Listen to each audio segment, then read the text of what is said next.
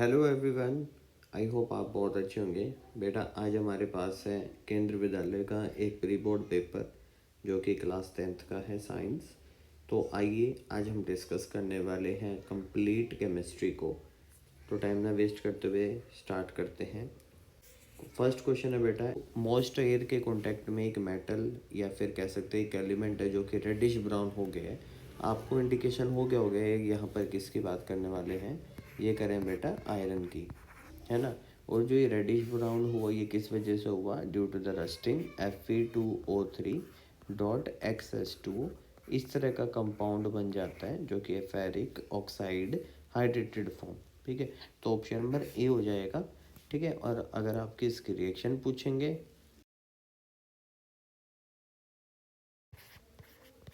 Iron plus oxygen plus water, ये आपके पास moisture हो गया और इनसे मिलके हमारे पास क्या बन रहा है? फेरिक ऑक्साइड हाइड्रेटेड फॉर्म, और इसी वजह से इसका कलर क्या है? Reddish brown. नेक्स्ट है बेटा, what happen when a solution of the acid is mixed into the solution of a base. आपको पता है कि ये न्यूट्रलाइजेशन रिएक्शन है जब हम एसिड और बेस को कंबाइन करते हैं। ठीक है, अब इसमें होता क्या है? Temperature of the solution increase होता है। तो एक तो ये ऑप्शन आपके पास क्लियर है। ठीक है, कह रहे कि temperature of the solution remain unchange, temperature of the solution decreases, ये नहीं है। सॉल्ट फॉर्मेशन आकर, बिल्कुल ठीक है। तो option number second and fourth यानी डी इसमें करेक्ट हो जाएगा। अगर आप इसकी रिएक्शन लिखें, जैसे सपोज HCl एक एसिड है प्लस NaOH, ये आपके पास बेस है। ओके, तो यहाँ से हमारे पास प्रोडक्ट बनने वाला है salt plus water plus heat energy. ठीक है, तो ये एक्सोथर्मिक रिएक्शन है। तो option number second and fourth. Next question है बेटा, a scientist in a chemistry lab want to make salt of pH 5.5। देखो 5.5 है यानी स्लाइटली वो एसिडिक नेचर में है ना। 7 से नीचे यानी वो एसिडिक नेचर में है। इसके लिए आपको क्या करना पड़ेगा? एसिडिक नेचर रखनी पड़ेगी। और एसिडिक नेचर कब हो सकती है? जब आपका जो एसिड है, ठीक है, वो स्ट्रॉन्ग हो और जो बेस है वो वीक हो। इस वजह से जो सॉल्ट बनेगा वो एसिडिक होगा। Which of the acid and base he should use for the reaction. देखो ऑप्शन में देखते हैं क्या क्या है। देखो ये आपके पास एसिड है, हम यूज़ कर सकते हैं। हमने बोला था स्ट्रॉन्ग एसिड होना चाहिए, बिल्कुल ठीक है, ये हो सकते हैं।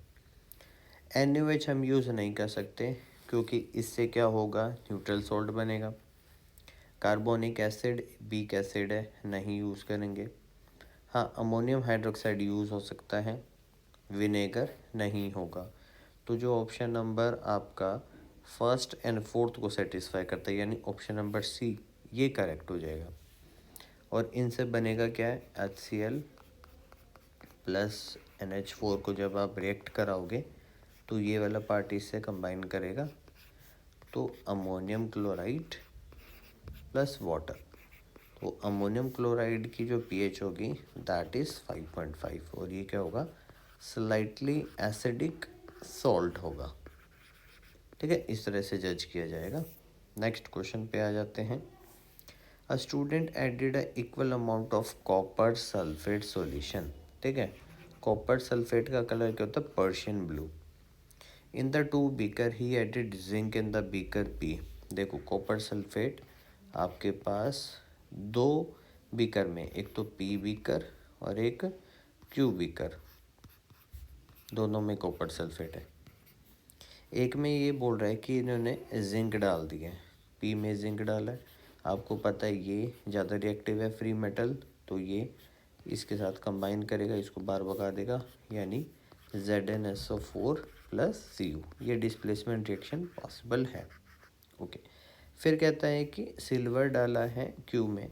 अगर हम इसमें सिल्वर डाल दें, आपको पता है फ्री मेटल लेस रिएक्टिव है, तो हम बोलेंगे यहाँ पर there will be no reaction take place. Question क्या पूछना चाह रहा था? The student observe the colour change of the solution in the beaker P, बिल्कुल ठीक बात है। And no change in the beaker क्यों, बिल्कुल ठीक बात है, रिएक्शन हुई नहीं तो क्या चेंज होगा। Which option arranges the metal in the increasing order of the reactivity. आप देखो यहाँ पर जिंक सबसे ज़्यादा रिएक्टिव है, देन कॉपर आएगा, देन सिल्वर आएगा। ठीक है, arrange in the increasing order बोला है, यानी आप इस तरह से मेंशन करेंगे, ये आपका पास इंक्रीजिंग ऑर्डर, ये डिक्रीजिंग ऑर्डर। तो कौन सा आंसर हो जाएगा, silver then copper then zinc. Option number C, increase यानी कम से ज़्यादा रिएक्टिव की तरफ, और ये आपके पास कम रिएक्टिव और ये ज़्यादा रिएक्टिव है। नेक्स्ट क्वेश्चन है बेटा, the image shows that the electrolytic refining of copper. याद रखना इसमें दोनों रोड कॉपर की होती है, जो रोड कॉपर की नेगेटिव से कनेक्टेड है वो है आपके पास कैथोड, और जो पॉजिटिव से कनेक्टेड है दैट इज़ एनोड। आपको जो सॉल्यूशन रखना है, जो इसके अंदर सॉल्यूशन होगा वो कॉपर सल्फेट होगा, जो कि थोड़ा सा उसमें H2SO4 भी डाला होगा। ठीक है, और यहाँ पर एनोड मड इम्प्योरिटी आ गई है, सॉलिड फॉर्म में है, that become copper ion by losing 2 electron. ठीक है, ये होता है एनोड पे, और एनोड पे कौन सी रिएक्शन होती है, ऑक्सीडेशन। कैथोड पे क्या होता है, जो आयन आपके सॉल्यूशन में है Cu2+, वो 2 इलेक्ट्रॉन लेकर कॉपर डिपॉजिट हो जाएगा कैथोड पे, क्योंकि यहाँ पर क्या हो रही है, रिडक्शन रिएक्शन। अब ऑप्शन देख लेते हैं क्या कहना चाह रहे हैं। When the current is passed, pure copper from anode deposit to the cathode। देखो यही तो हो रहा है, एनोड से रिलीज हो रहा है और कैथोड पे डिपॉजिट हो रहा है। थोड़ी देर में क्या होगा, जो इसकी जो थिकनेस है वो काफ़ी ज़्यादा हो जाएगी और ये काफ़ी ज़्यादा पतला हो जाएगा। ये तो ठीक है। When current is passed, pure copper from anode deposit in the electrolytic, no। When the current is passed, pure copper from electrolytic deposit anode, नहीं। आपके पास ये भी ऑप्शन क्या हो जाएगा, नहीं, क्योंकि इम्प्योर जाता है बेटा, ये सब गलत है। जो प्योर का डिपॉजिट नहीं हो रहा है, इम्प्योर से प्योर की तरफ जा रहा है। वैसे तो ये जो क्वेश्चन है विजिबली इम्पेयर्ड पर्सन के लिए, लेकिन हम इन क्वेश्चन को एक बार डिस्कस कर लेते हैं, मे बी आपके रेगुलर क्वेश्चंस में भी इसको कंसिडर किया जा सकता है। कहते हैं researcher conduct an experiment to obtain zinc from its ore, है ना, जिंक ऑब्टेन किया उसके ओर से। Which option of the process that is the researcher must perform, क्या करना चाहिए। देखो आपको पता है जिंक या तो जिंक कार्बोनेट फॉर्म में होगा या सल्फाइड में होगा। कार्बोनेट होता है तो हमें सिर्फ हीट करना है, यानी कैल्सिनेशन होगा। जिंक सल्फाइड है तो ऑक्सीजन की प्रेजेंस में हम हीट करेंगे, जिसको बोलते हैं roasting. Converting metal sulphide into metallic oxide, then using carbon to reduce its pure metal. Sulphide को हम ऑक्साइड में तो कन्वर्ट करेंगे, देन कार्बन हम यूज़ कर सकते हैं। Metal oxide into metallic sulphide गलत, converting metal oxide into carbonate गलत, सल्फाइड इनटू कार्बोनेट गलत। यही ऑप्शन आपके पास सही होगा। सबसे पहले क्या होगा, सल्फाइड से ऑक्सीजन की प्रेजेंस में हम इसको हीट करेंगे तो ऑक्साइड बन गया। ठीक है, अब इस ऑक्साइड को जब हम कार्बन के साथ हीट करते हैं तो इसके ऑक्सीजन ले लेता है ना, तो क्या बनेगा Zn+Co। तो यहाँ से आपके पास मेटल एक्सट्रैक्ट हो गया। चलिए बेटा, अब कुछ बायो के क्वेश्चन आ गए हैं, जो भी केमिस्ट्री का आएगा वो हम डिस्कस करते हुए चलेंगे।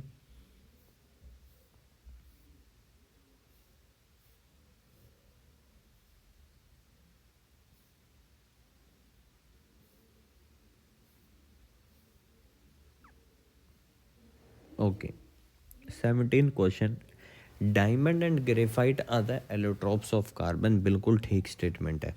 ठीक है, नेक्स्ट इज रीज़न। क्या बोलते हैं, रीज़न की बात करते हैं, ऐसे एलिमेंट जो कि सेवरल डिफरेंट स्ट्रक्चरल फॉर्म्स में प्रेजेंट है, यानी उनकी अरेंजमेंट डिफरेंट है, एलोट्रॉप्स होते हैं। ये चीज़ ठीक है, लेकिन जब हम फिजिकल स्टेट की बात करते हैं, यहाँ पर आपको डिफरेंट देखने को मिलती है। जैसे फुलरेन है, डायमंड है, ग्रेफाइट, उनकी फिजिकल स्टेट सेम नहीं है, उनकी केमिकल प्रॉपर्टी सेम है, इनको हम एलोट्रॉप्स बोलते हैं। ये जो टर्म है ये इसमें गलत दे रखी है कि सेम फिजिकल स्टेट है, उनकी फिजिकल स्टेट डिफरेंट रहती है। ओके, उनकी फिजिकल प्रॉपर्टी डिफरेंट रहेगी, उनकी फॉर्म डिफरेंट रहेगी, लेकिन केमिकली उनकी प्रॉपर्टी क्या रहती है, सेम। तो ये गलत हो जाएगा। तो ऑप्शन नंबर जो ये है सी कि ए तो ट्रू है और जो आर है वो फॉल्स है, हम इसको कंसिडर करेंगे। नेक्स्ट है एल्केन्स गिव एडिशन रिएक्शन, ये तो बिल्कुल गलत हो गया। हमेशा अनसैचुरेटेड जैसे कि एल्कीन और एल्काइन होता है वो एडिशन रिएक्शन शो करते हैं, क्योंकि उसमें डबल और ट्रिपल बॉन्ड होते हैं, तो उसमें स्पेस होता है एक्स्ट्रा हाइड्रोजन अटैच होने का। Addition reaction are the characteristic property of unsaturated, बिल्कुल ठीक है। यानी ऑप्शन नंबर जो डी होता है आपके पास कि असर्शन गलत है और जो रीज़न है वो बिल्कुल ठीक है, वो कंसिडर किया जाएगा। नेक्स्ट क्वेश्चन है draw the electronic dot structure of magnesium chloride. देखो कोई भी डॉट स्ट्रक्चर बनाना है ना, तो उसका एक टेक्निक होता है, उसी फॉर्म में आपको लिखना। बच्चे क्या करते हैं, डायरेक्ट मैग्नीशियम क्लोरीन बनाया और उनके इलेक्ट्रॉन दिखाए, हाँ भाई बन गया, ऐसा नहीं है। उनका एटॉमिक नंबर लिखेंगे आप, इलेक्ट्रॉनिक डॉट स्ट्रक्चर लिखेंगे, फिर लिखेंगे जैसे ये इसकी वैलेंस इलेक्ट्रॉन है, क्योंकि डॉट स्ट्रक्चर बनाने के लिए हमें वैलेंस इलेक्ट्रॉन ही रिक्वायर्ड होते हैं। क्लोरीन 17287, ठीक है, ये इसके वैलेंस इलेक्ट्रॉन 7। नेक्स्ट स्टेप होता है मैग्नीशियम और क्लोरीन, जैसे इसमें मेंशन था तो इसके वैलेंस इलेक्ट्रॉन 2 थे तो 2 मेंशन कर दिए। अब क्लोरीन के 7 होते हैं तो 1 2 3 4 5 6 7, ठीक है, ये इलेक्ट्रॉन इसको दे देगा, ठीक है। अब एक और क्लोरीन होगा, क्योंकि जब इसके डोनर यहाँ पर इसके बाद 2 इलेक्ट्रॉन है, लेकिन क्लोरीन एक ही एक्सेप्ट कर सकता है, तो एक और क्लोरीन आ जाएगा, ठीक है। 7 इलेक्ट्रॉन मेंशन करने के बाद ये इलेक्ट्रॉन इसके पास चला जाएगा। इतना होने के बाद यहाँ पर हम मेंशन करेंगे Mg, 2 इलेक्ट्रॉन देने के बाद ये बना 2+, और 2 क्लोरीन है 2Cl-, ठीक है। और यहाँ से क्या फॉर्मूला बन जाएगा, MgCl2। ओके, तो इतना सब कुछ करना है, जब जाके आपको 2 मार्क्स मिलेंगे। डायरेक्ट अगर आप ये कर रहे हैं या फिर ये कर रहे हैं, ये गलत होगा। तो electronic configuration, then this structure, then this and this chemical formula. Next question है बेटा, identify the substance oxidised, substance reduced, oxidising agent, reducing agent, ठीक है। देखो MnO2 से MnCl2 बन रहा है, ऑक्सीजन रिमूव हो रही है, क्या होगा, रिडक्शन। और MnO2 क्या है, रिड्यूस्ड सब्सटेंस, ठीक है। और जो रिड्यूस सब्सटेंस होता है वही क्या होता है, ऑक्सीडाइजिंग एजेंट। देखिए HCl से क्या हो रहा है, Cl2, यानी हाइड्रोजन रिमूव हो रहा है, इसको हम क्या बोलते हैं, ऑक्सीडेशन प्रोसेस। और जो HCl है वो हमारे पास क्या होगा, ऑक्सीडाइज सब्सटेंस। और जो ऑक्सीडाइज सब्सटेंस होता है वही क्या होता है, reducing agent. Oxidising agent, reducing agent, oxidised substance, then reduce substance. Okay, next है, ये हमारे पास केमिस्ट्री का नहीं है।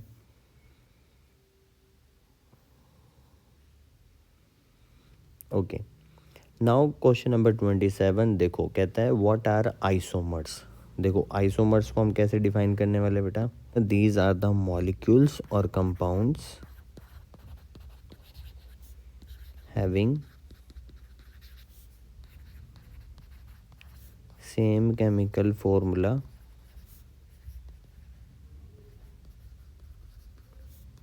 but different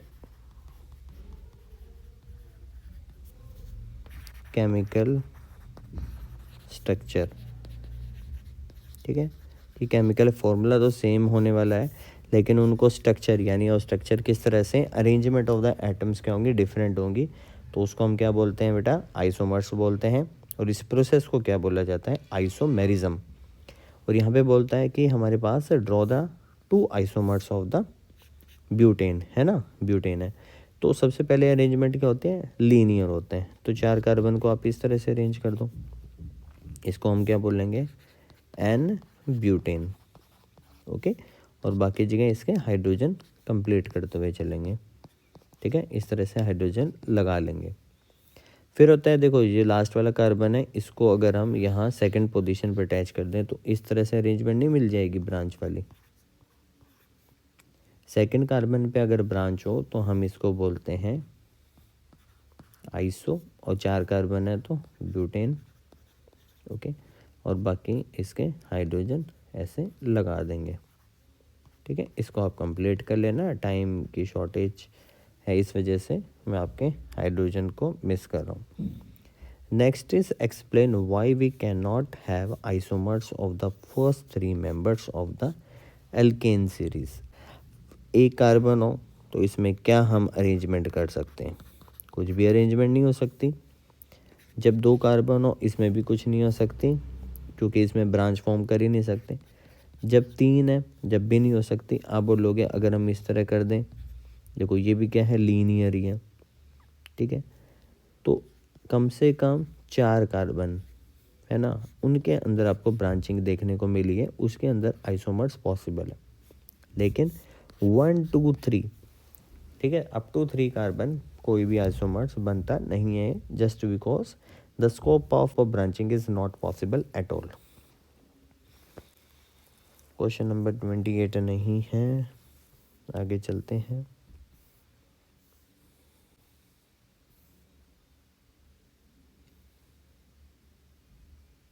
okay, a person wanted his house to be whitewashed. He bought 10 kg of quicklime. Quicklime क्या होता है बेटा, calcium oxide. From the market he dissolved in 30 litre of water, यानी जब हम कैल्शियम ऑक्साइड को वाटर के साथ ट्रीट करेंगे क्या बनेगा, कैल्शियम हाइड्रोक्साइड।